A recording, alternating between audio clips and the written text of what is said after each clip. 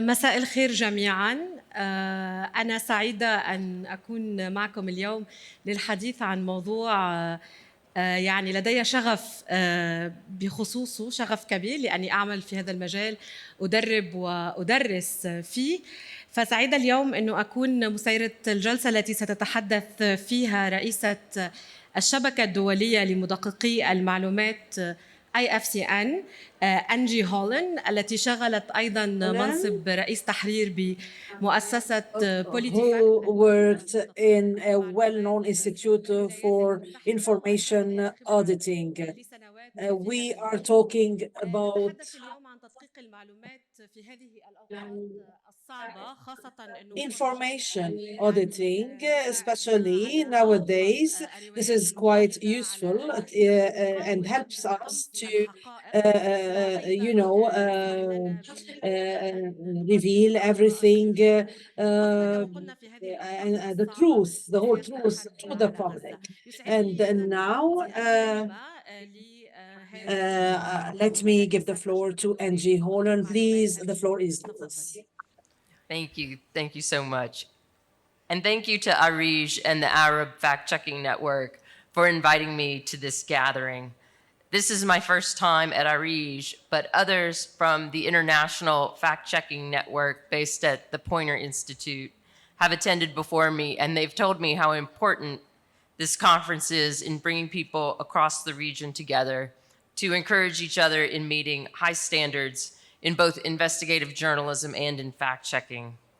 I commend your work, and I hope to do everything I can to support it.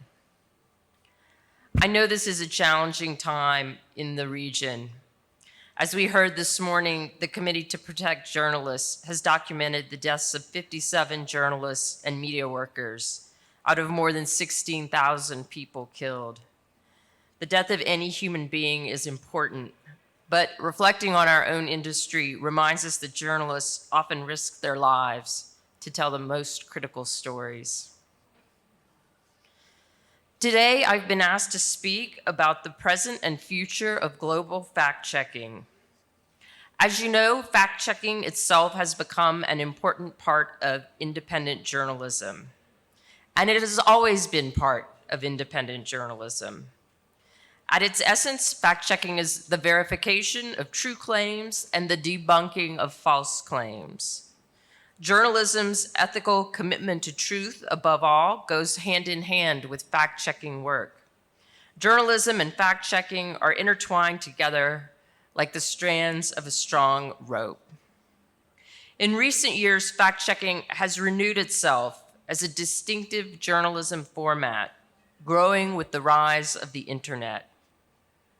I first came to fact-checking as a reporter in 2007 with the founding of PolitiFact, a US fact-checking newsroom. That new project first formed in reaction to the falsehoods of modern political campaigns. We focused on fact-checking the exaggerations and lies that were common to elections at that time. But then our fact-checking project grew even more as a response to the age of social media and the lies that proliferated on the internet. In a world where the powerful chose to manipulate information for their own benefit, fact-checkers answered.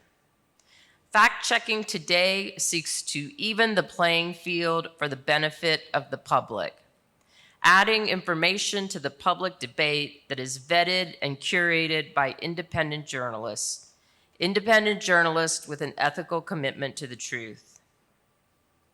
Around 2014, fact-checkers around the world started a cross-border collaboration when they created the International Fact-Checking Network. I was named director of the International Fact-Checking Network in June, but I was part of the group of fact-checkers that formed the organization almost 10 years ago. Our first task was to document the standards we wanted to follow for accuracy, ethics, and independence. Those standards are now called the Code of Principles, a multi-point plan that fact-checking groups sign on to show they meet high standards in fact-checking. Fact-checking groups apply to be signatories to the network's code of principles, and the applications are then reviewed by independent assessors, some of whom are here today, including our moderator. After the assessors check the applications, an advisory board of fact-checking leaders vote on final approval. Being a signatory to the IFCN's Code of Principles is a challenging process that sets a very high bar. Sometimes it is hard for new groups to meet the standards, and they must apply more than once. But so many groups voluntarily want to meet high standards because they want to come together with other fact-checkers who share their interest in best practices and mutual support. The other results are recognition in the field for meeting high standards, and doors can open for grants and other funding opportunities. Fact-checkers who pass the process become signatories to the Code of Principles. We have several signatories from this region. There is the Maharet Foundation in Lebanon. Tech for Peace is fact-checking in Iraq. Verify SY in Syria. Fatah Bayano fact-checks across the region, including here in Jordan. Akbar Meter is a recent addition in Egypt. 211 Check is in South Sudan, and Beam Reports is in Sudan. Some of these fact-checkers face such challenging circumstances that they have had to leave their countries and fact-check from abroad. Meanwhile, the Arab Fact-Checking Network, a project managed within ARIJ by Saja Mortado, is coaching new fact-checking groups seeking to become signatories. We consider the Arab Fact-Checking Network an important regional partner helping grow the fact-checking community in this region. I thank them for their work and dedication in challenging times. And most recently, the IFCN awarded them a major grant from our Global Fact Check Fund to work with fact-checking organizations in this region and increase the amount of fact-checking in the media here. Today, the International Fact-Checking Network represents about 160 fact-checking groups in 60 countries using 80 languages. Our fact-checkers work with technology platforms such as Facebook, Instagram, and TikTok to mark false content and to attach fact checks to false statements that provide important context.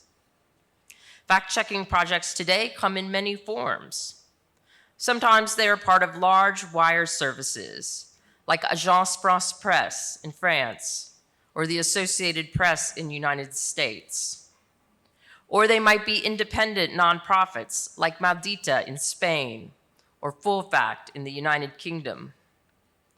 Sometimes they are affiliated with universities like factcheck.org in the United States or SNU Fact Check in South Korea.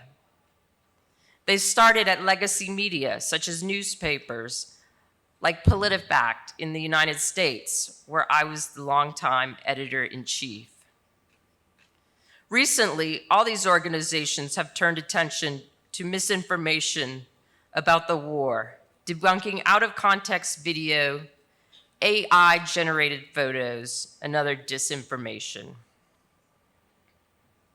What these different organizations also have in common is that they have been able to take limited resources and focus those resources on fact-checking that serves the public. They have used early successes to build to greater work, adding staff and increasing their revenues gradually and purposefully. One of the keys to growth in the fact-checking community has been support from the tech platforms. Meta and TikTok have worked with fact-checkers directly, while Google and YouTube have provided grants and training support.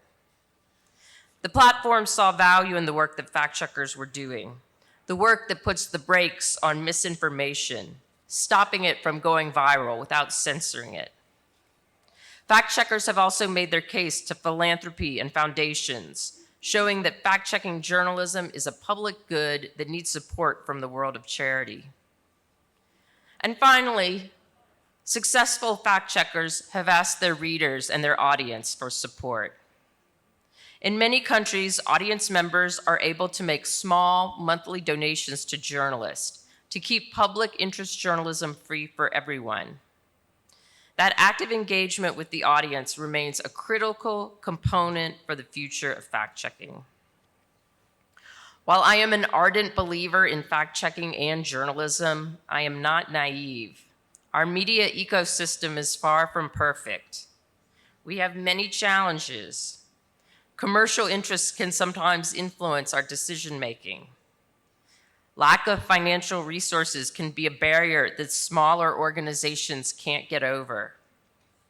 There are formidable language barriers, with non-English languages failing to get the same kind of support that English language fact-checking gets.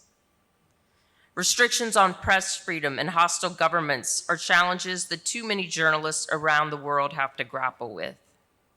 We brainstorm and test ideas to overcome obstacles, but we are not always successful. Yet fact-checkers and all journalists have a strength on their side that has enduring power. That strength is their ethical commitment to the truth. It's what separates journalists and fact-checkers from the powerful and the self-serving, from the ideological and the adversarial. We are using that commitment to truth and independence to build our organizations. We're using truth to develop standards for accuracy on the internet. The tech platforms want to work with us because they recognize our expertise in information. Philanthropy donates to us because it recognizes the benefit to society of accurate information.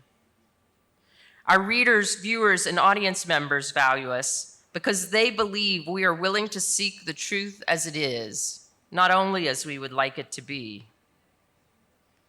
The future of global fact-checking depends on that independent commitment to truth. And the vast majority of fact-checkers I know and work with have staked their careers and even their lives on that commitment. You will hear from some of these fact-checkers later in the conference. And I'm looking forward to tomorrow's panel on regional networks, where we will discuss in more detail the vibrancy of cross-border collaboration in regional communities. We may not be able to see every challenge that lies ahead. Certainly there will be bad days mixed with the good ones.